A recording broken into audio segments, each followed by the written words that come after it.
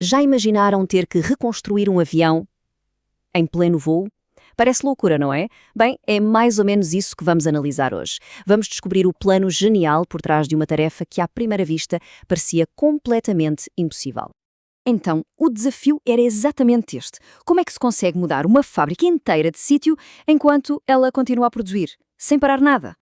É como se estivéssemos a falar de um quebra-cabeças de logística, mas de altíssimo risco. Sabem, daqueles em que cada peça está ligada à outra e um único movimento em falso, pronto, podia parar a operação inteira. Ok, e para termos uma ideia da dimensão disto, não se está a falar de arrastar umas quantas máquinas de um lado para o outro, não. Isto foi uma autêntica dança, uma coreografia complexa, os tais remanejos que envolveram nada mais, nada menos que 7 grandes áreas operacionais. E para se perceber mesmo a complexidade disto, vamos fazer um zoom. Vamos olhar só para uma peça deste puzzle gigante, a área conhecida como madeira.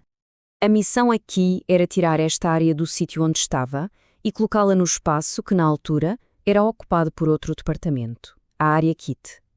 À primeira vista parece simples, não é? Pois, a realidade era bem mais complicada. É que isto não podia ser feito de uma só vez, claro que não. Foi preciso montar um verdadeiro efeito dominó. Tudo planeado ao milímetro em 3 grandes fases. E tudo isto espalhado por vários fins de semana, porque cada movimento dependia do movimento anterior ter corrido na perfeição.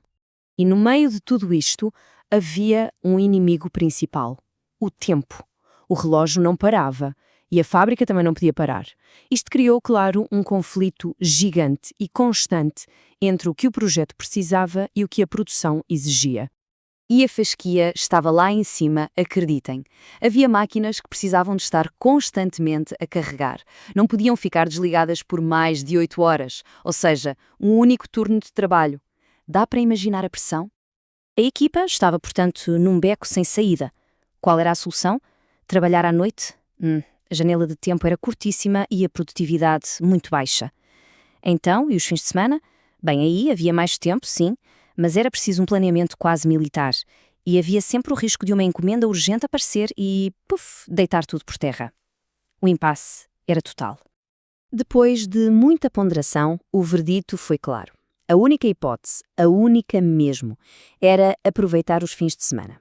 Aqueles blocos de tempo mais longos, sem interrupções, eram a única forma de fazer as grandes movimentações acontecerem. Certo, a decisão estava tomada. Fins de semana. Mas como é que era possível fazer tanto trabalho em tão pouco tempo? A resposta não estava na força bruta, não. Estava num golpe de gênio, numa estratégia absolutamente brilhante. E a solução foi esta: pré-instalar tudo o que era infraestrutura. O que é que isto quer dizer? Quer dizer que, durante a semana, enquanto a fábrica produzia a todo o vapor lá embaixo, as equipas de instalação andavam lá em cima, nas vigas do teto, a passar cabos elétricos, tubos de ar comprimido, linhas de dados, tudo para os sítios onde as máquinas iriam ficar no futuro. A estratégia era de uma simplicidade genial. Como disse um dos membros da equipa, a ideia era passar toda a infraestrutura por cima. E no fim de semana, era só fazer as descidas. Ou seja, toda a parte complicada ficava pronta no teto. Quando chegava o momento da mudança, era só ligar. Um trabalho que demoraria dias transformava-se num trabalho de horas. Esta vantagem da pré-instalação foi, sem dúvida, a chave do sucesso. O trabalho mais crítico e demorado era feito durante a semana, com calma. Assim, evitava-se ter que fazer instalações complexas no meio da pressão da mudança. O resultado? Uma redução drástica do tempo de paragem. Porque, como se costuma dizer nestas situações, se deixas a passagem de cabos para o fim de semana, esquece, não vai dar. Mas atenção, esta tática super inteligente da infraestrutura era só uma peça do puzzle. Fazia parte de um plano mestre muito maior. Uma operação com uma sequência perfeita que ditou o ritmo de todo o projeto, do início ao fim. Foi mesmo um efeito dominó. Primeiro, a área de recebimento mudou-se para um espaço novo, libertando a sua área antiga. Esse foi o gatilho. A partir daí começaram as mudanças mais complexas, como aquela da madeira e do kit. E reparem nisto, assim que uma área ficava vazia, entravam as equipas de pintura para preparar o chão, antes mesmo de um novo equipamento chegar. Só depois é que as áreas finais eram movidas para os seus novos lugares, já todos prontos. E cada uma destas mudanças era uma mini operação em si mesma, um balé de passos muito concretos.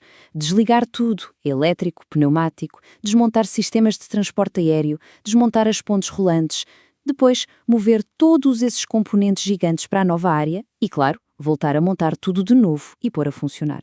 E tudo isto, naquela janela de tempo super apertada do fim de semana. Não é de admirar que a própria equipa chamasse a este processo uma cirurgia, porque era mesmo isso, uma operação delicadíssima, de alta precisão, em que o sucesso não era decidido ali, no momento, mas sim em todas as semanas de planeamento que vieram antes. E isto tudo deixa-nos com uma pergunta no ar, não é? Num projeto com esta complexidade, o verdadeiro trabalho pesado está na execução física, com as gruas e as ferramentas? Ou será que está antes no planeamento, nas reuniões onde o mapa para o sucesso é desenhado?